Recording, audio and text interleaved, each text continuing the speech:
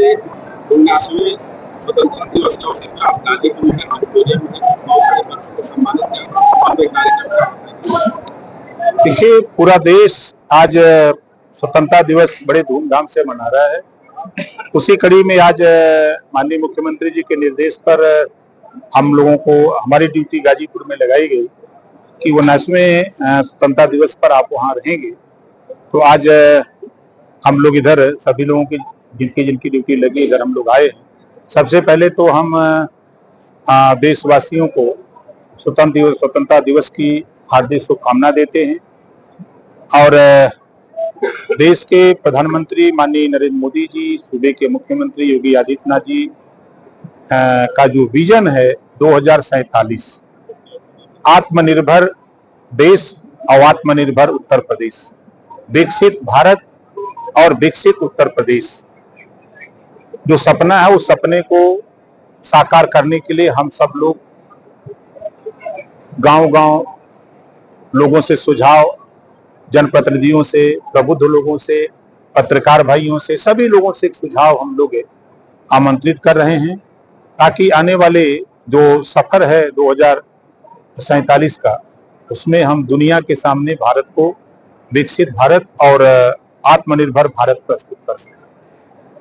जी, देखा जाए इस समय के बड़ी चर्चा है प्रधानमंत्री जी के बहुत सारे 1 लाख करोड़ के आसपास योजनाओं से जुड़ने की बात उन्होंने आज कही। देखिए, प्रधानमंत्री जी की हमेशा सोच रहती है कि देश के युवाओं को ज्यादा से ज्यादा रोजगार मुहैया कराया जाए, उनको नौकरी उपलब्ध कराई जाए और देश में उनका योगदान हो। इसके लिए हमेशा वो प्रयास करते रहते हैं। अभी आपने आज सुना उनको, आप देखिएगा जब 26 जनवरी गणतंत्र दिवस पर और उपहार देंगे। अंतरिक्ष में स्टेशन बनाने की बात कर रहे हैं और कई 300 से ज्यादा युवा जो है लगातार स्टार्टअप इंडिया के साथ जो है उसको साकार करने में लगे। देखिए, जब हम लोग छोटे छोटे थे, हम सब लोग, आप और हम लोग कभी नहीं सोचे थे कि हम लोग चांद पर भी जा सकते हैं। आज के जो बुजुर्ग हैं, उनसे जो पढ़ा लिखा नहीं है, उनसे कहिए तो वो मजाक समझते हैं। एक समय था कि जब हल से खेत की जुताई होती थी तो किसी कवि ने गाना गाया था कि हरवा मशीन से चलेगी, तो हम लोगों को भी मजाक लगता था कि हर कैसे मशीन से चलेगा। लेकिन आज देखिए, वैज्ञानिकों ने आविष्कार किया, अब हल गायब हो गया, अब आपके सामने मशीन से खेत की जुताई शुरू हो गई है।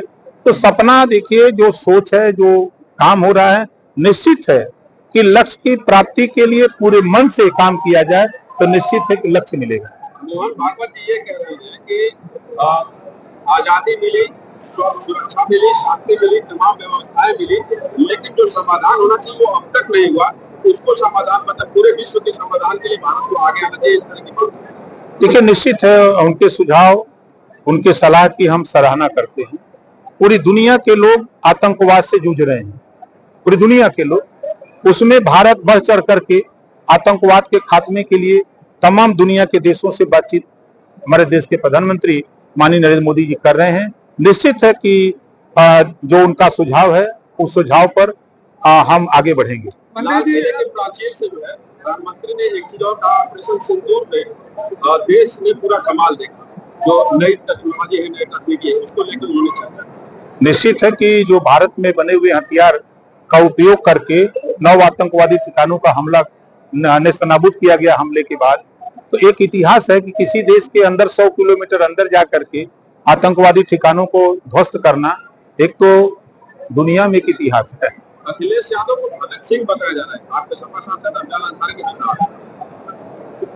अखिलेश जी को तो डॉक्टर अंबेडकर के आधा अंबेडकर बनाए थे, आधा उनको बना के दिखा रहे थे कि अंबेडकर हैं। अंबेडकर होने के लिए 100 बार जन्म लेना पड़ेगा। जिनके पास 32 डिग्रियां रही हों, जिनके लिखे हुए संविधान की बदौलत आज पूरा देश चल रहा है, और अखिलेश जी निश्चित है कि विरासत के नेता हैं। वो विदेश पढ़े, अपने देश में पढ़े होते, गदहिया गोल में पढ़े होते तो कुछ ज्ञान भी आता। विदेश का ज्ञान और अपने देश का ज्ञान, दोनों में बहुत अंतर है। मंत्री जी, पूजा पाठ जो निष्कासन किया गया, शिवपाल यादव ये कह रहे हैं इनका हश्र केशव मौर्य पर होगा। देखिए, ये पीडीए का अपमान है, ये पिछड़े दलित अल्पसंख्यक का अपमान है। जब कोई सच बोले तो सच सुनने की आदत समाजवादी पार्टी को नहीं है। पूजा पाल ने क्या बुरा बोला? उन्होंने तो यही कहा कि हमारे पति के हत्यारे जो थे उनको मिट्टी में मिलाने का काम किया, हमको न्याय दिलाने का काम किया तो योगी जी की सरकार ने किया। क्या बुरा कह दिया? अब सच सुनने की जिसको आदत नहीं है तो वो तो कुछ न कुछ करबे करेगा। प्रधानमंत्री जी ने आज जो है जो लाल किले से जो है अमेरिका को भी खूब खरी खोटी सुनाई है। जा तो को काटा वो ताको वो भाला, वो समझ जाएगी पड़ा किसी से पाला।